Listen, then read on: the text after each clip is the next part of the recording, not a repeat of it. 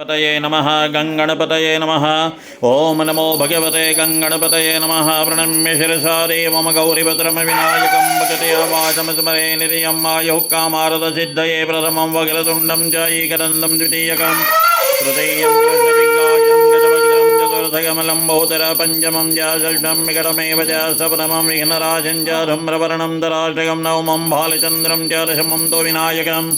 एकादशं गणपतिं द्वादशैलोकजाननमद्वादशैतानि नामानि त्रिसंयम्य पठेन्नरानद्विघ्नाभयं दस्य सर्वसिद्धिर्परं लभेद विद्यार्थी लभते विद्यां धनार्थी लभते धनं पुत्रार्थी लभते पुत्रान् मोक्षार्थी लभते गतिं जपेन गणपते स्तोत्रं जडभिरमासे फलं लभेत संवत्सरेण सिद्धिं च लभते नात्र संशयः अष्टेभ्यो ब्राह्मणेभ्यश्च लिखितवाय समर्पयेत तस्य विद्या भवेत् सर्वा गणेशस्य प्रसादतः